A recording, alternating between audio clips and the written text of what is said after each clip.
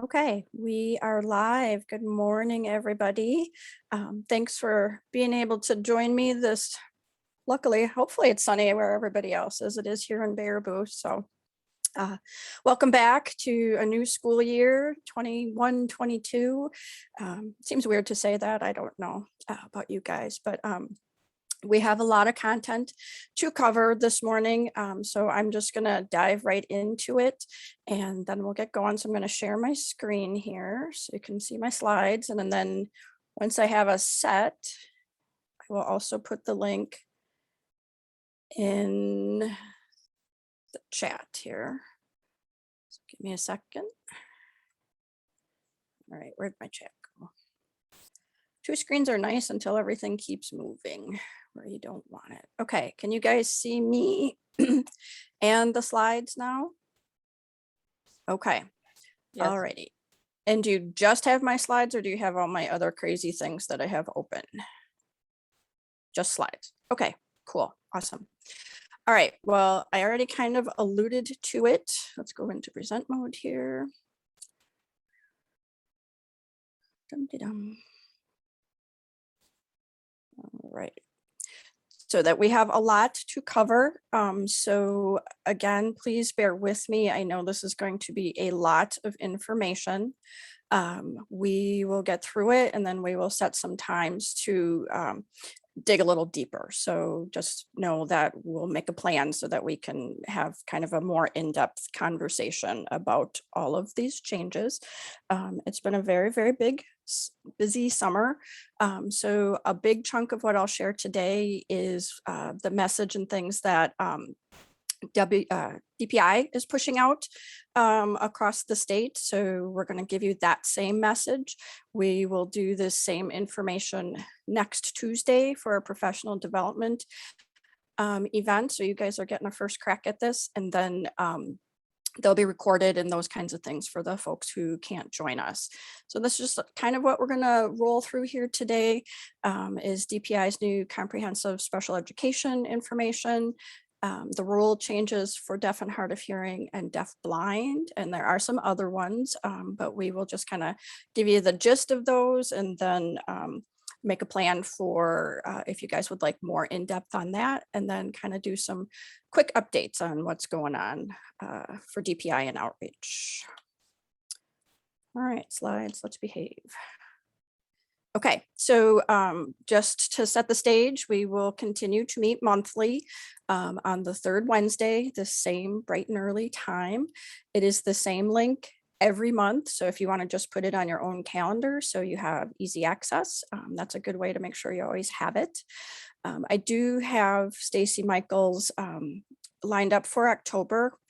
We set up her visit way back in like April before I knew that we would have all of these changes. So after, we kind of get through what we're doing today, if you would rather bump Stacy back and do a deeper dive into the criteria updates next month in October, just let me know. I think she would be able to be flexible with us. And then, we will continue to kind of figure out our topics as we need them. I just wanted to remind folks about the Wisha Fall Update because our very own Patty Smith will be receiving an award for service above and beyond. So if you're able to be there with her, that would be awesome. So I had put in here kind of just a check-in on how everyone is doing. So just kind of quick, if you want to put it in the chat or if you want to talk, go ahead and just unmute yourself and we will see, kind of just get a check-in. I think everybody's back in person, but we're hearing all kinds of different things here at our level about changes and things. So anyone want to share how your year has started?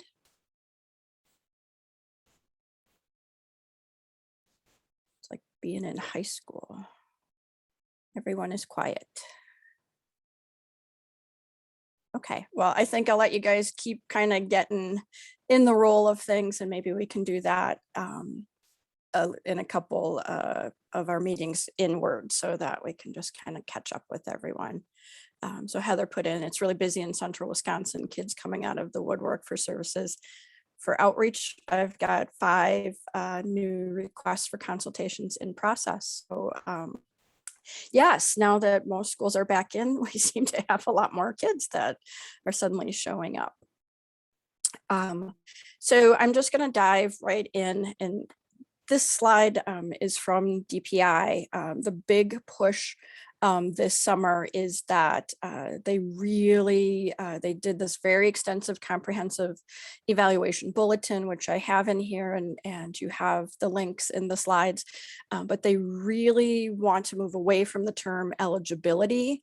They want to the terms, the preferred term is disability category, and really that we're looking at the whole child and all possibilities for them. You know, like right now, almost in all of the disability areas, you know, we have some idea of what area we're looking at, and then you know, we kind of fill the team in from that angle, from that perspective. And they really want teams to start doing a more comprehensive approach to it, and that we don't just start with a label or a disability criteria or disability category, that we really start having the conversation about the students' needs and then build evaluation pieces and what more do we need and those kinds of things from that point forward.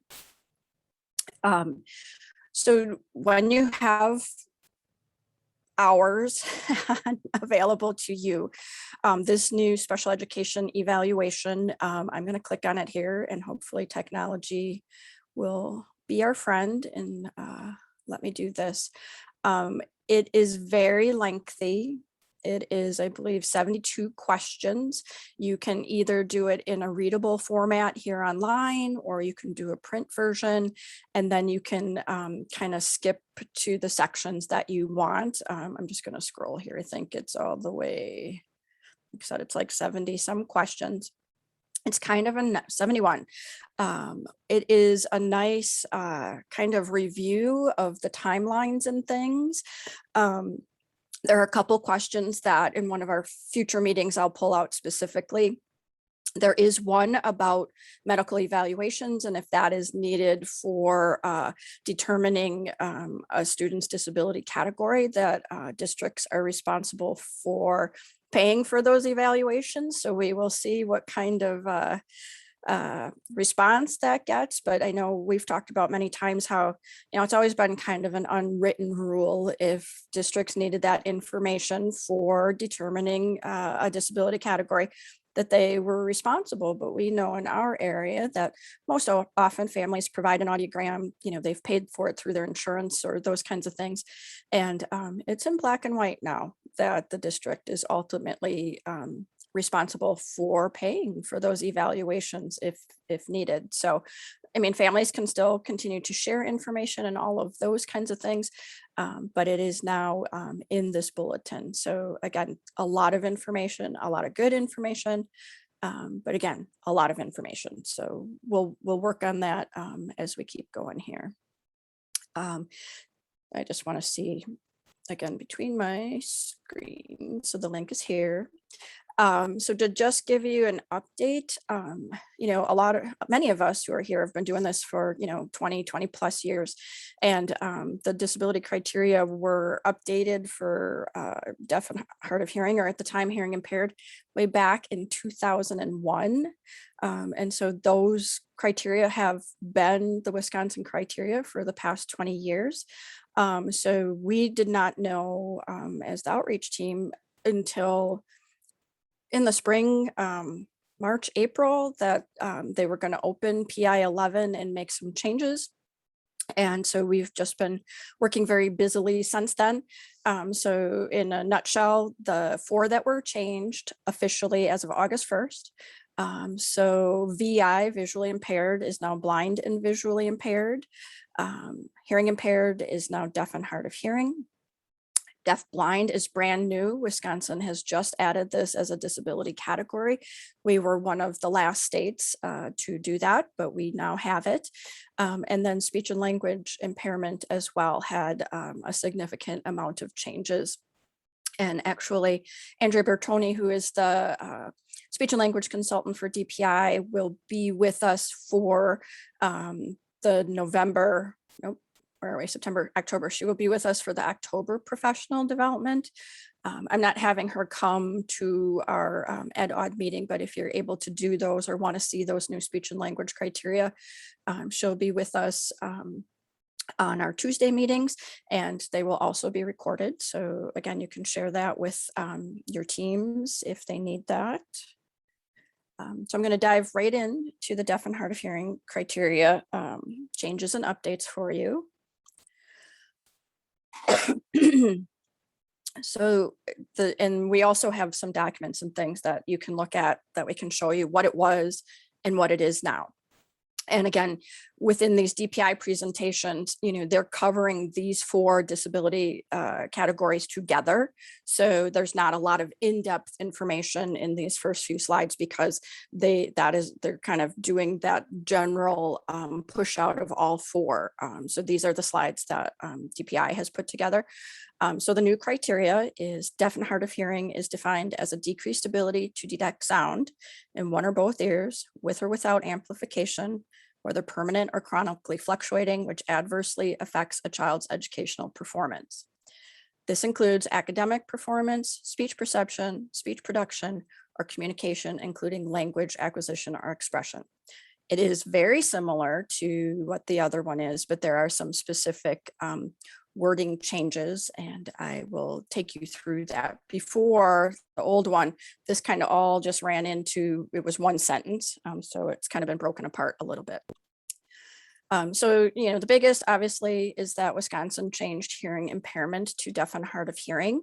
Federally in IDEA, it's still hearing impairment, but they finally decided that it was okay for us to go with the more personally accepted by the deaf and hard of hearing community, the terminology that they would prefer. So hearing impairment has been updated to deaf and hard of hearing. And if you remember, it was a very gray term, significant impairment in hearing. There's really no parameters to that. We've had this conversation many, many times. It has been changed to a decreased ability to detect sound. I will let you know that the terminology changes were created before outreach became involved. So we did not have any feedback or input as to the wording changes. So again, we can have conversations around this. What we will be doing once we get feedback from you guys and the teachers of the deaf and hard of hearing with this new terminology is creating kind of expanded guidance. Like, we had that big document that Carol Schweitzer had created way back in 2003. We will be creating new information and new guidance, but in a slightly different format, because we really want it to be accessible and not be 32 pages that you have to sort through to find what you need. So if you guys know there are things in that old guidance doc that you really, really liked, please feel free to email me, and we will make sure that we get that addressed, or things that that districts often have questions about. That's the kind of stuff we're going to look for feedback from you guys and the DHH teachers, so we can make sure we include that kind of information. Okay, so educational performance was in the old rule. And as you know, it kind of clumped educational performance and academic performance together. We have been arguing and discussing with districts for years about how speech perception and speech production are different skills. So we were able to get them separated.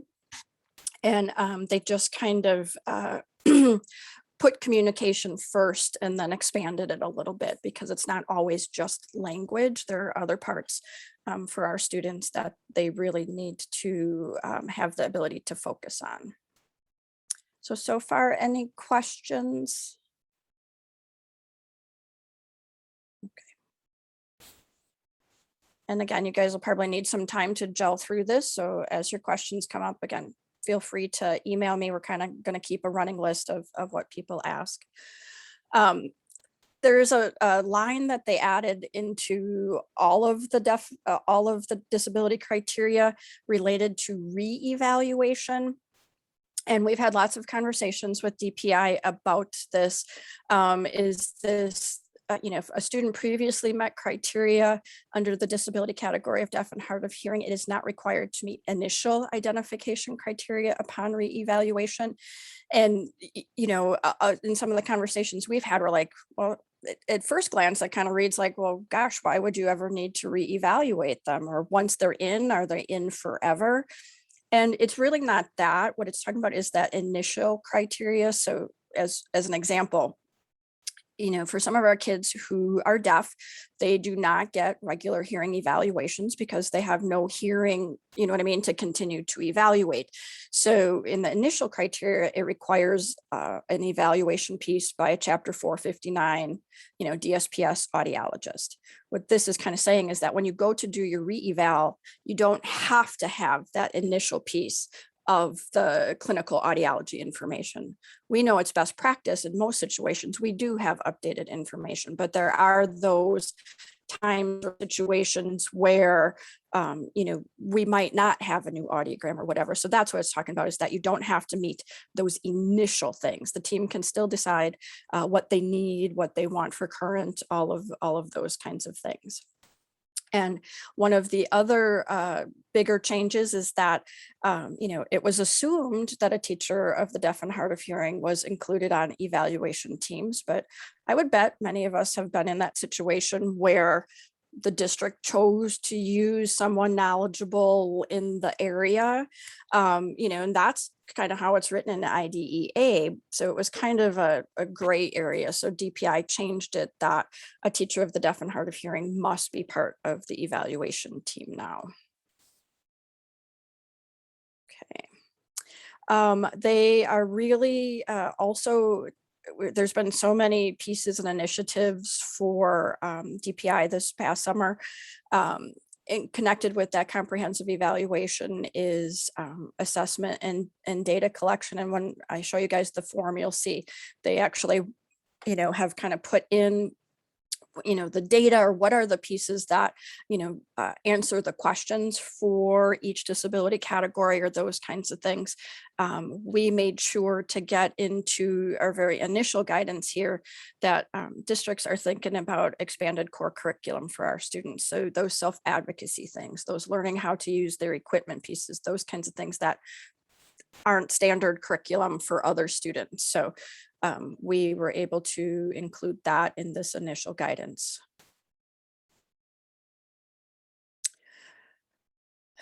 And we also put in here because, we've seen in a lot of evaluation reports where sometimes, somebody, the school psych or whoever, has only, kind of observed a student for 30 minutes in just the classroom in that one place, that one location.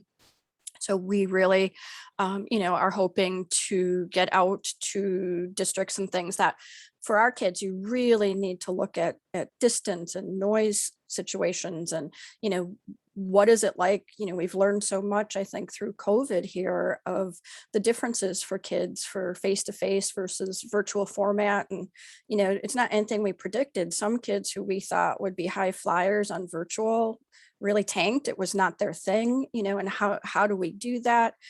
So just kind of reminding districts that for our deaf and hard of hearing kiddos, we need a much bigger picture than just a typical classroom in a short amount of time. So I told you that we now have the deafblind disability criteria. And, this is under the WESP umbrella, the WDB tab, Wisconsin Deafblind Technical Assistance Project.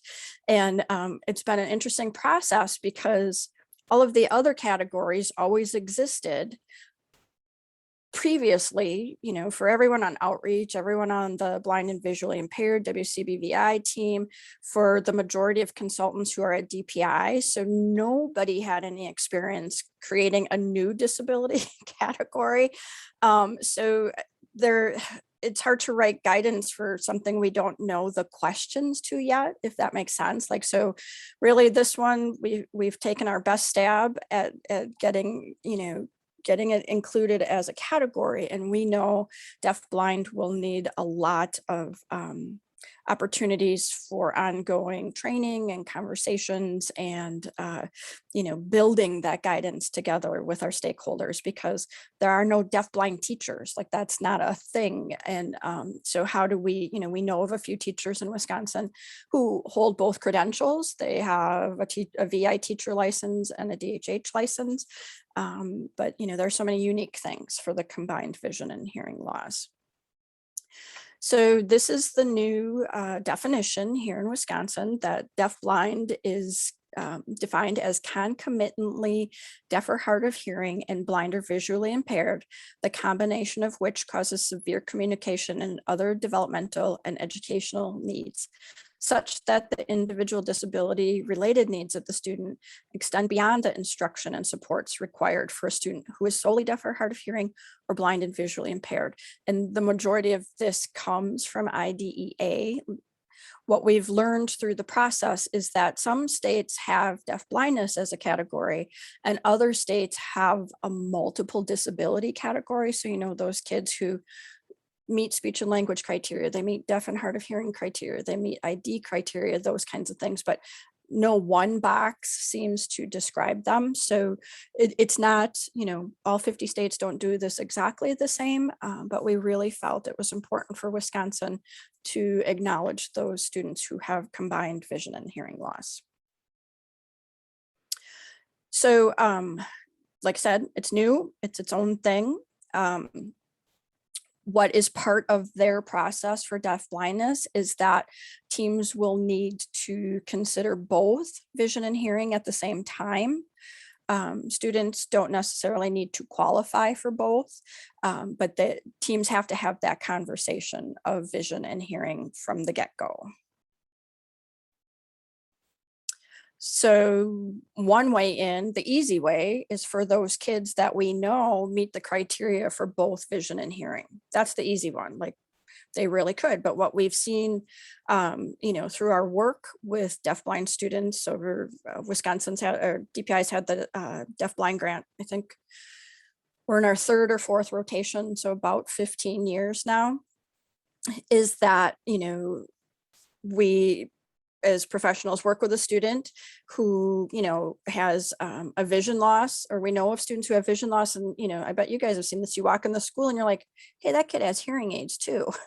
You know what I mean? So those kids, we're trying to just increase awareness of, even if you had a unilateral hearing loss and one eye is missing vision, what happens if they're both the same side is very different than if you have opposite eyes and those kinds of things. And on their own, they might not meet the disability criteria for either vision or hearing. But for a student who has to, kind of navigate their educational world with hearing on one side and vision on the opposite side or whatever, those are the kinds of things we want teams to be thinking about, because we know when you hear the term deafblind that the majority of people think completely deaf and completely blind, and it's not that. It's any combination thereof.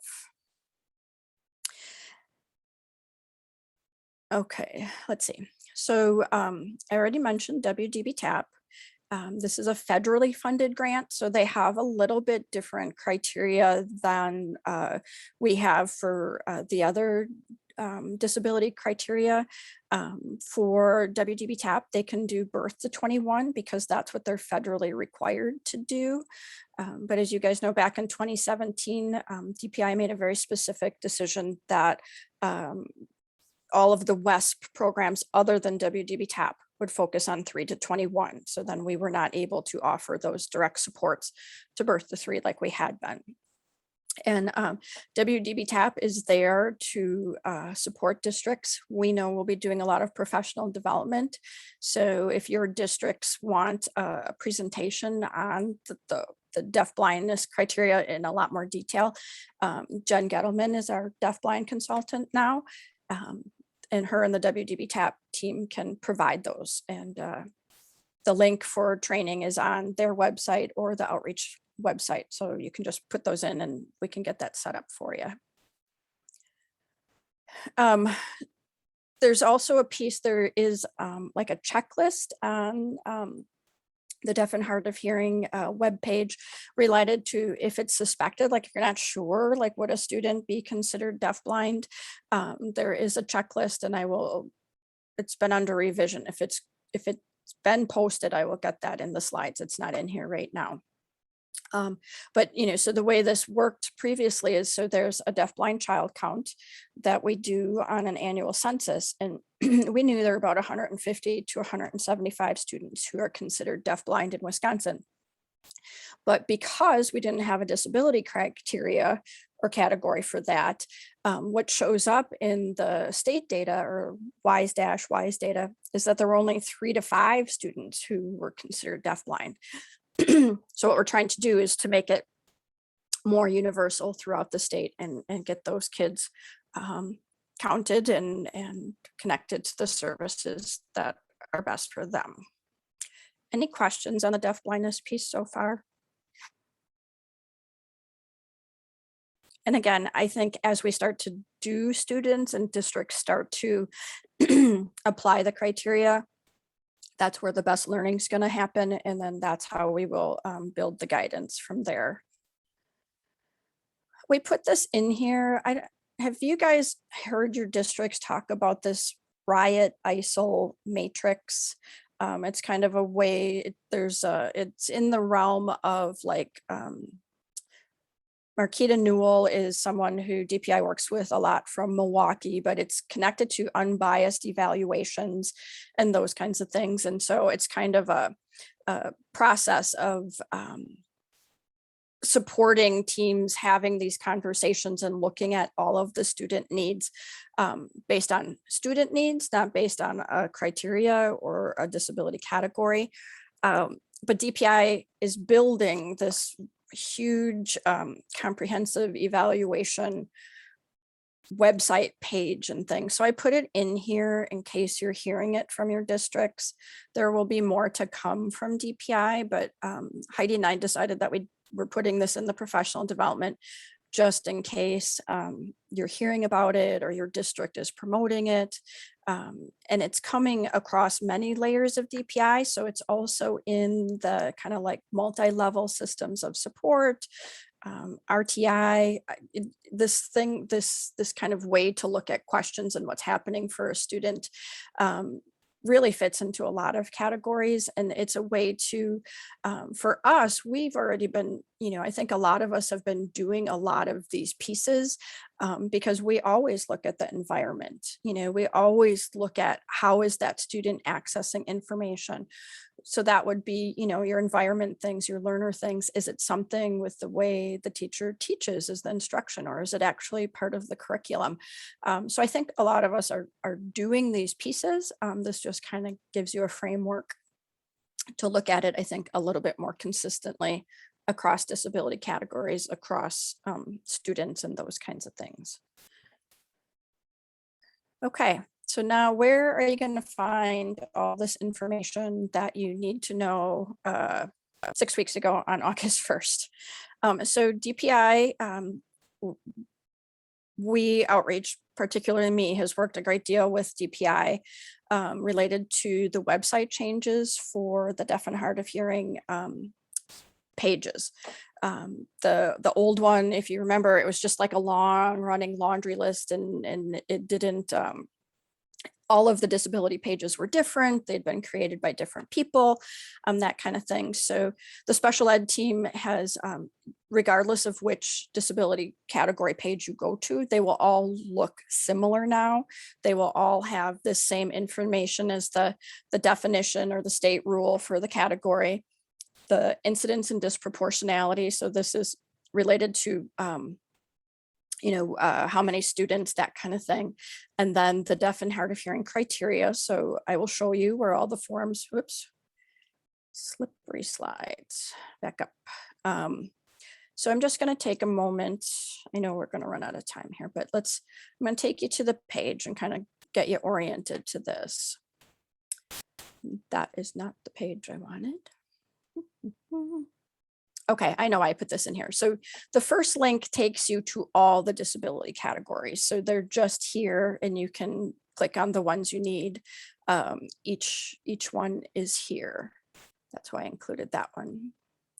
And then this is the direct link to the deaf and hard of hearing page. It's a little bigger. So this is what is the same across all of the categories. So on these drop downs, you will see the PI 11 language. So that has been updated to be consistent. Incidence and disproportionality. This is how many students are categorized as deaf and hard of hearing. We've had the conversation many times in this group. We've had the discussion with the DHH teachers, and we continue to have the conversation with DPI about why does WISE data only collect the primary disability? Because we know for DHH kids, a lot of them are tagged as speech and language because that tends to be the district person, you know what I mean? And if services are itinerant, a lot of times DHH is not the caseworkers, that kind of thing. I think the primary reason we've been told is that if they list a primary and a secondary, kids can be counted twice. You know what I mean? So like if we have 800,000 students, that's partly why they're only picking one criteria. So then you really know what services those 800,000 students get. If we were to tag DHH and speech and language, it kind of changes the numbers in the matrix. But yeah, despite all our efforts to try and influence that, it will stay as just primary right now. Disproportionality is not really a thing for the kids with sensory disabilities. This has to do more with LD and EBD for certain students, whether it's race related, socioeconomic, that kind of thing. That's what disproportionality is talking about. Like, are there a large number of students who are in disability categories for reasons other than the disability itself, kind of that over-identification piece. So that doesn't really apply to us too much. And then within the criteria drop down here, this is where you will find all of the forms that you need.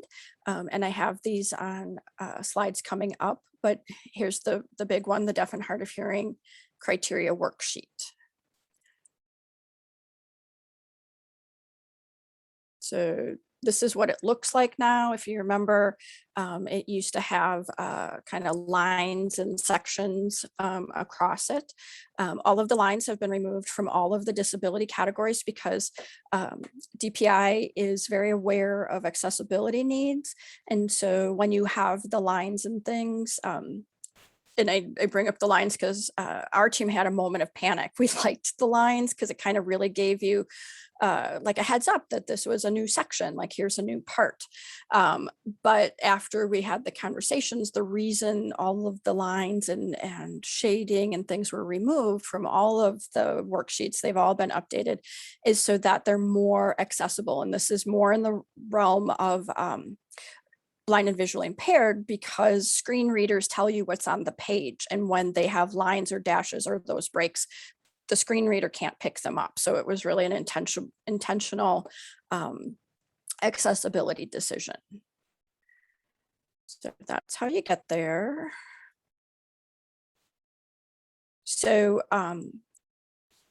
this is the same link as before. And again, kind of how to get to the criteria documents on that criteria dropdown. There is also another link in here.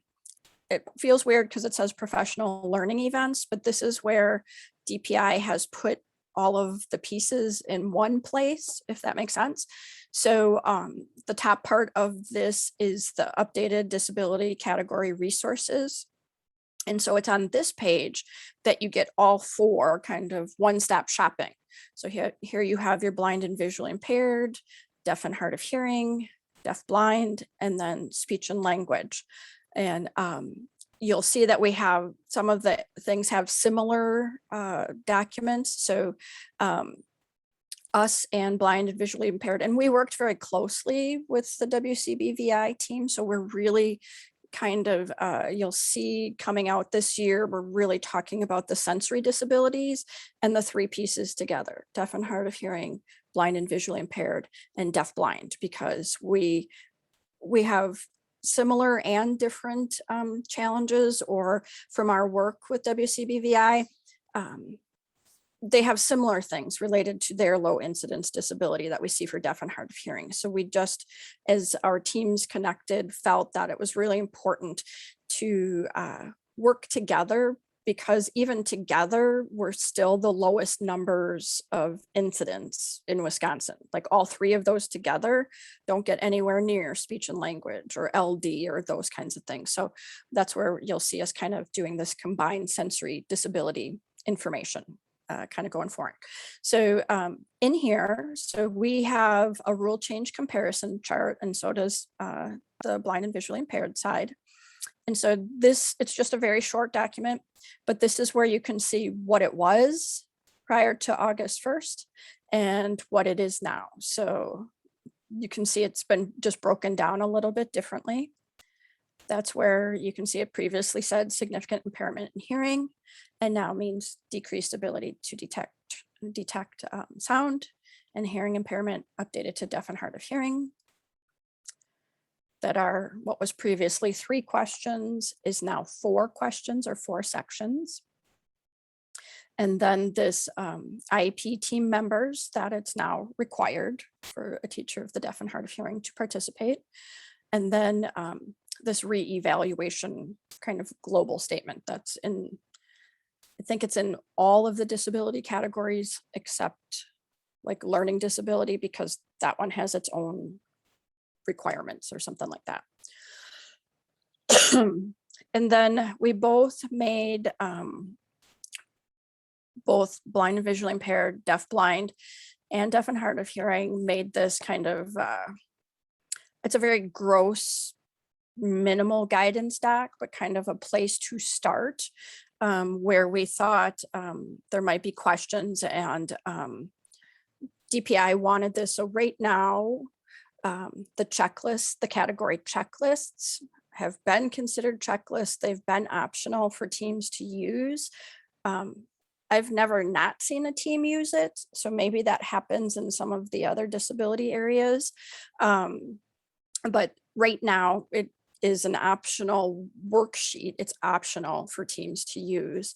And next year it will, all of the disability criteria form will become forms instead of worksheets. It's a very wordy technicality, but next year, as of next school year, these checklists will become required forms as part of the evaluation process.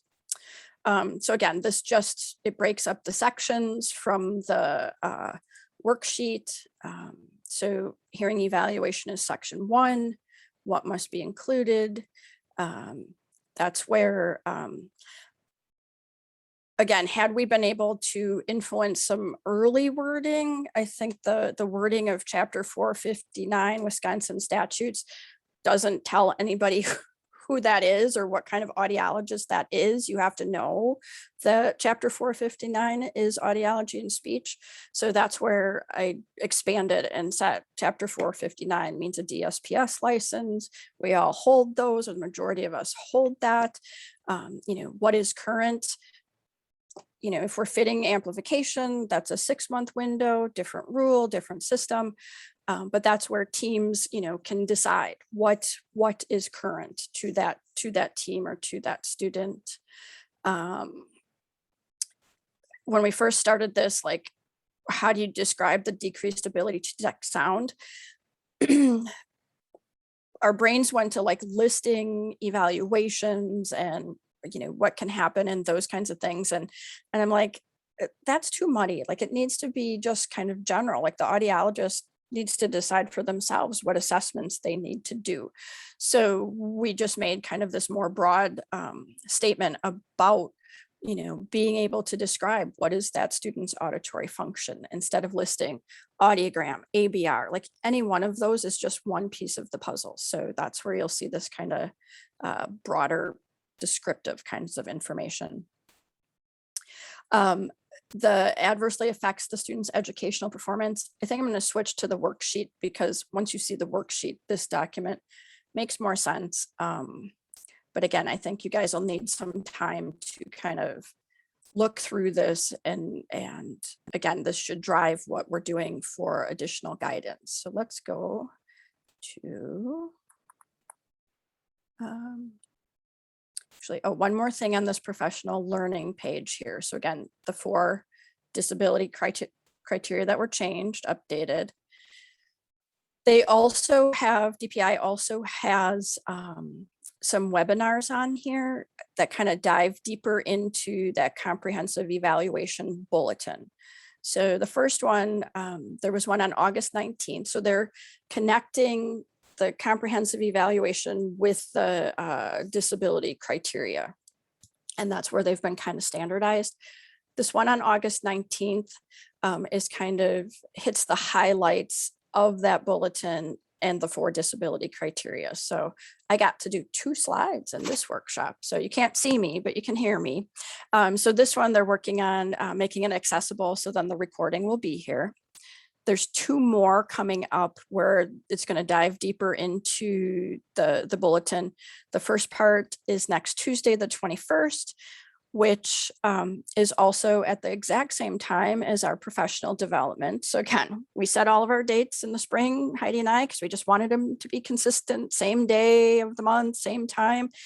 And now we're overlapping with lots of stuff. So again, these will be recorded. So, divide and conquer or whatever.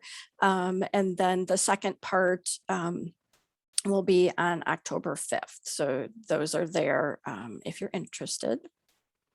Okay, so back to our slides. All right, where are we at time? Can I ask a question? Yes, go ahead, Joan. When I started and on many years ago, one of the biggest issues was that DHH teachers were required to do audiology stuff. And that was because there weren't ed-odds available.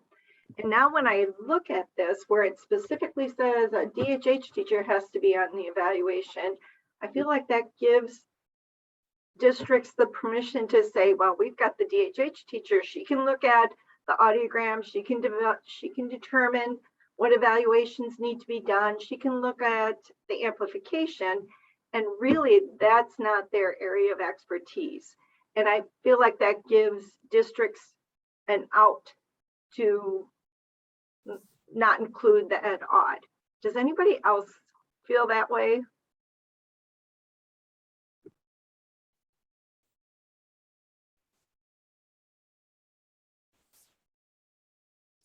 And I will note that, Joan, to make sure that, when we expand those things, I'll take you through the piece here and through the pieces of the form.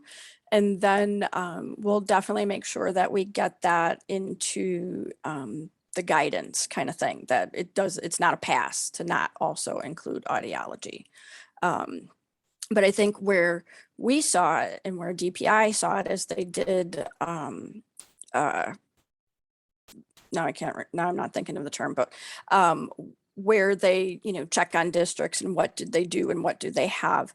That's where they were seeing issues with districts just bypassing, not even having either ed-odd or DHH involved. They might have had a teacher who, had a student, way back in their practicum or something, you know what I mean? Like that kind of workaround piece. But I made a note of that, and we will make sure that we're looking into that. So let's go to the worksheet now. I'm just going to take you through the generalities of it, and then we'll see where we're at with time for the last few minutes. So again, right now, you'll see a mix. It will say checklist in some places and form in another, but just know they will all be forms and all be required next year. So they made it consistent that the rule, the actual PI 11 language, is at the top of every disability category. And then you'll see if you look in, like I said, the gross guidance, it breaks down all these sections. So for DHH, we have section 1 that talks about the hearing evaluation. So like, what are the pieces that we can identify for this student? So DHH teacher has to be part of the eligibility discussion. The IEP team considered an evaluation conducted by an audiologist licensed under Chapter 459. And so that's the thing you guys have to remember. You guys fit this criteria. You can be this person because you hold the license. What is the difference is that we often have to rely on our clinical counterparts because they're the ones, doing assessments and evaluations in the clinic, which the majority of us can't do. So again, so it's probably under this area, Joan, that, we have to beef up what the ed aud does under this piece, okay? And then again, these are what they are. We were able to influence some things and not others. So if you guys want to chat privately about that at some time, I'm happy to have that conversation. But so here is there's a decreased ability to detect sound in one or both ears. So this is where you explain what is their hearing, like what is it that documents it. The second part is that second piece of the question, which is always part of special education determination, is there are a lot of kids who might have a condition, a hearing loss, ADHD, CAP, pick your condition, but that doesn't necessarily mean they need specially designed instruction. So the new SDI, so if you're seeing that acronym SDI, specially designed instruction, so that's where you see this kind of like two-parter. Yes, you could have a hearing loss, but no, maybe it doesn't require special education. So then what is it that adversely affects the student's educational performance? Before, academics were tied to educational, and then there was the speech production and perception question, and then the communication language question. So now that whole category is educational performance. It's all related to educational performance. And then there's the 4 sections underneath. So academics, and when you read the other document, we put in there that's not about grades for our deaf and hard of hearing students. So that is in print. So hopefully that will help with some administrators who are like, they're A students, they don't need any special ed, they don't need any supports. We're trying to, I think we're kind of like Mythbusters right now. So that's what we're kind of hoping to get into the guidance, is those things, that you guys see or the teachers see that you often get pushback on. So those are the kind of questions we want to make sure we get some clarity around. So again, just general academic performance, speech perception, speech production, they can now be exclusive. And again, we've been describing the or for years, but now, it really can be either or. So in this section 2, the educational performance, you only have to check one of these 4 questions as yes. So that really means we could literally just check that they have problems with speech perception. So then section 3 is, this is kind of more standardized on all of them. So they've put in the majority of them is that it's kind of the question. So yes, they are deaf or hard of hearing, and they do need specially designed instruction. So because sometimes when people got to the end of the form, it was kind of vague, like, did they qualify? Are they eligible? Did they qualify or didn't they? So this is the one that says, yes, they meet the disability category criteria under deaf and hard of hearing. So again, in a land of gray, they've tried to do a little more black and white. And then this is that kind of general reevaluation question. And again, we've had lots of conversations about this, is it's not a free pass to not reevaluate. But if you think about it, every 3 years, there's a big difference between a 3-year-old and a 6-year-old, and a big difference between a kindergartner and a 3rd grader. So, DPI's push will be to be doing re-evals, but not like just a standardized, this is what we do for every DHH kids re-eval. This is what we do for every kid with autism's re-eval. That you're having those conversations like, what questions do we have and what assessments or other information do we need to then accurately plan what's happening for the student? So does that make sense? Okay. And again, if it's clear as mud right now, that's okay. So we've got, Joan, do you want to just say what you wrote in here? Sorry, I'm still on the same thought, is that by the wording saying any audiologist with the license, which the problem came when we had to give up our DPI license and just become general audiology license. It allows a district to just use clinical information, which we all know is very limited by the time the audiologist has and the billing that they can do. They can't do testing in the classroom. They can't meet with the teachers. They can't do remote microphone testing. They don't have the equipment. So I just feel like that whole area gives districts an out. They can use clinical information from an audiologist, but is it the right information? And I don't feel like the DHH teacher is the right person to be determining whether that information is helpful, adequate, or whatever. So I guess I just feel really conflicted by some of the wording coming out, that it's a really good way to start limiting educational audiology, especially for a lot of the smaller districts that are working with CSA. And it's already hard enough to convince them to use the educational audiologist because of money. And since COVID, districts are cutting budgets, and is that where they're going to start cutting? I definitely appreciate what you're saying, Joan, and I don't disagree with you because we have seen it.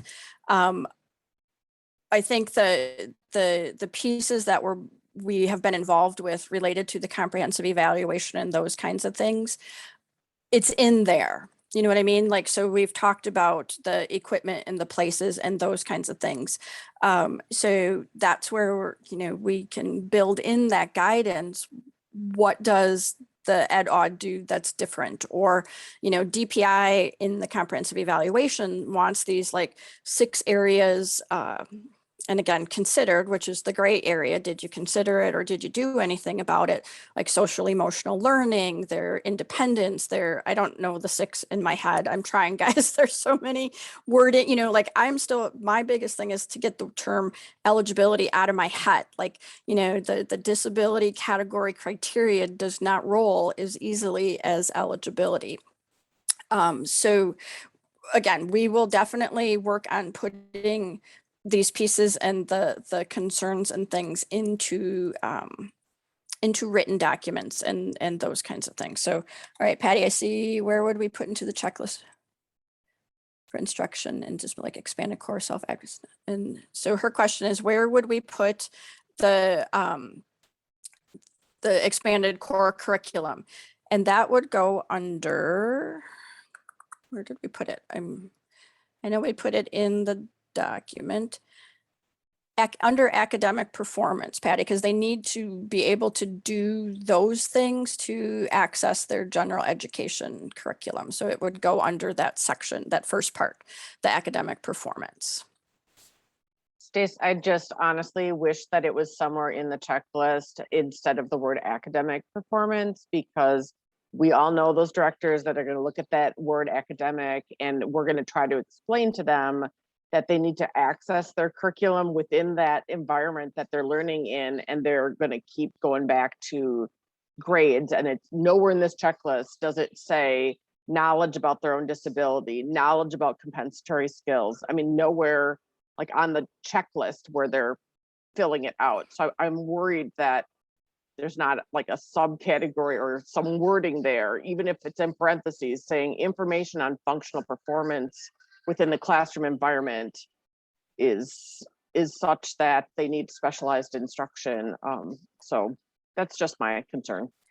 And again, what the pieces that are included in the checklist are those things that were legislated to exist. And so that's where, again, didn't get to play on the front end, but we get to support and create on the back end. Great system, well, you guys probably know how I probably feel. But so those are exactly the kinds of things that we need to know. So again, like, can we, as we create things, instead of a 32-page, document, what are the highlights? How do we expand? So again, when you read that just the general guidance, took my best shot to try and expand it, of knowing the questions that we have often. And that's the piece that can totally change, and then talk about those things. So like I said, I can't even describe how complicated the process was, and to come into it midway. So again, what you guys tell me, I gotcha. Just keep it coming, keep letting me know. And these are the pieces that, we always take back to the special ed team. So again, I'm appreciating we're at the table, that it wasn't decided unilaterally. Would we have changed some things? You bet. So again, I was joking with people, like, somebody said, well, the next time they open it, and I'm like, I'm going to be retired. Like, if it takes 10 to 20 years, I'm not going to be here. So good luck. And I think I offended some people, but oh well. We'll keep going. So again, just keep those questions and concerns coming, because I hear you. I understand. So I'm going to take us, we have 3 minutes left here. So I'm just going to hit the highlights, and they'll be here. I will post the recording. I will post the slides, so you have the links. There is new, I just want to make sure here, new information for educational interpreters. There's a new bulletin. There was an old one. I think it was like 1101, or I'm mixing up my numbers, or 2003. That has been updated. Their performance rubric has been updated.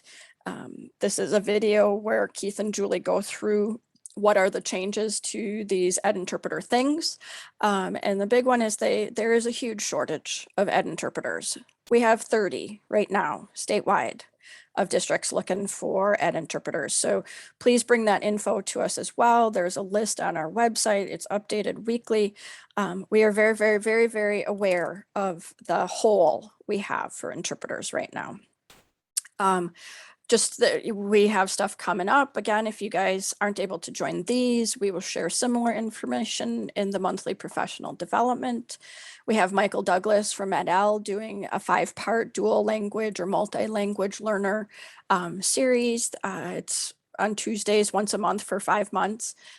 Our meeting, the educational interpreters, there are a variety of learning activities for them. The next one is the history of interpreting. This Saturday, next Saturday, I keep losing weeks here. For parent events, we have been allowed to do a few in-person events. These have been outdoors with precautions, but we've been able to bring families together. There were 5 of these family gatherings through August and into October here. So please share that info with your families. These flyers have not officially been approved yet for the monthly Spanish family meet and greets. It's done in Spanish for the Spanish families. There is a weekend being planned. It is in person so far, fingers crossed. Robin Barnes and I will continue to do our early childhood parent activity group. It's just once a month on the 3rd Thursday. Where Robin just takes a story and shows families how to expand and do activities with that same story, and kind of how to build those language activities in. UWM, it used to be just Deaf Awareness Week. It is now Deaf Wisconsin That. We outreach is participating, but we have not been part of the planning with that. We've been pushing for them to make a virtual option, even if it's just a Facebook live feed or something, because we know many districts are not allowing students to do field trips and stuff. So we're aware of that. The WEF's college fairs. WDB TAP has a bunch of things coming up. This first one, building positive and supportive peer relationships, that is open to anybody. You don't have to be in the deaf-blind field. For the other things, they try to keep these activities specific to families with students who are deaf-blind. Don't have to officially have the deafblind category, but you got to have some vision and hearing issues going on. And just some general ones, both state schools are open, including the dorms. Students are back. Michelle Mickle, who was our tech coordinator, is now the high school principal at WSD. She went back to her preference of hanging out with kids and families. WCBVI, they have their, they're still doing more traditional all-day PST meetings. We are sharing their info, they are sharing our info because of that crossover now with deaf blindness. So if you want to know what are the new blind and visually impaired updates, that's an open invitation to their meeting. And Christopher Rawlings, who was our sign communication specialist, is now with ODHH.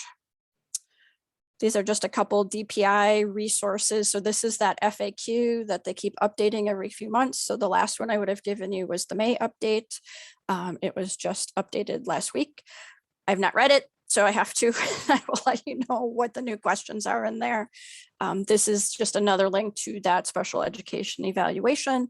And then this is just to that page with the 4 disability criteria checklists on it.